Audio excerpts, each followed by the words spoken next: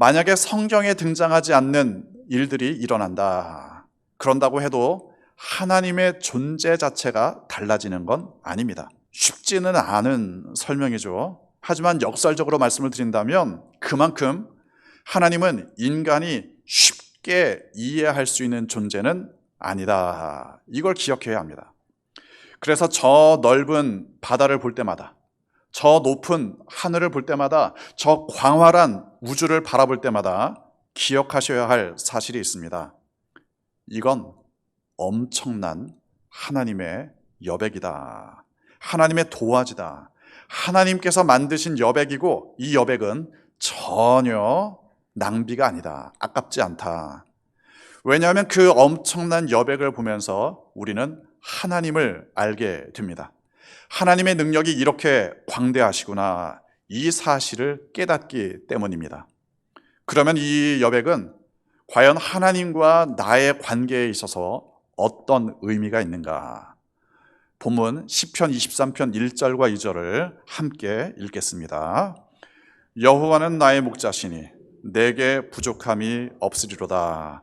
그가 나를 푸른 풀밭에 누이시며 쉴 만한 물가로 인도하시는도다. 한번 상상으로 도화지에다가 그려본다고 생각해 보시기 바랍니다. 시편 23편 1절과 2절을 도화지에다가 그려본다. 그러면 여러 가지 생각을 하셔야 될 겁니다. 일단 풀밭을 어떻게 그리시겠습니까?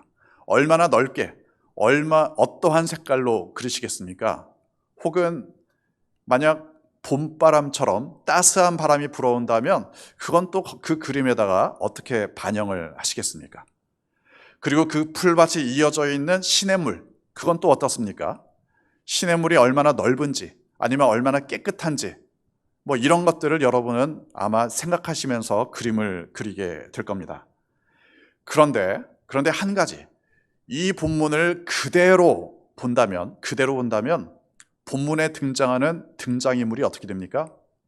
목자이신 하나님 그리고 나, 이게 끝입니다. 물론 실제로는 목자는 양떼를 칩니다. 여러 마리의 양들을 거느리겠죠. 하지만 시편 23편은 적어도 나와 목자의 관계를 이야기하고 있습니다. 그러한 노래입니다. 나의 목자, 나에게 부족함이 없다. 또 나를 인도하신다. 그래서 이 구절을 그대로 그려본다면 목자 한 명 그리고 양 한 마리. 그래서 만약 이것으로 끝난다면 이 양 한 마리에게는 이 넓은 풀밭은 너무나도 넓은 공간이 됩니다. 양 한 마리에게는 너무나도 커다란 시냇물이 되고 말 겁니다. 그야말로 풀 몇 포기만 뜯어 먹어야 된다면, 시냇물 몇 모금만 마셔야 된다면 나머지는 낭비하는 것처럼 보일 수도 있을 겁니다. 그러나 이 모든 것이 하나님께서 나를 위해 준비하신 여백이다. 이 사실을 기억하시기 바랍니다. 하나님께서 커다란 여백을 만들어 놓으셨는데 그 여백을 누려야 우리의 마음도 몸도 평안하고 건강해질 수 있습니다. 저뿐만이 아니죠. 아브라함의 이야기입니다. 아브라함이 이 아들이 없어서 낙심하고 있었을 때 하나님이 이런 방법을 사용하셨죠. 아브라함을 데리고 밤하늘의 별을 보여주셨습니다.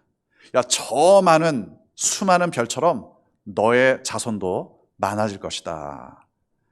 하나님께서 보여주시는 그 엄청난 여백을 바라보면서 아브라함은 마음의 평온을 찾습니다. 믿음을 갖기 시작합니다.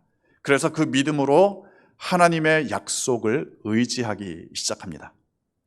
하나님의 여백에서 우리는 영적인 의미를 발견해야 합니다. 영적으로도 하나님께서는 거대한 여백을 만들어 놓으셨습니다.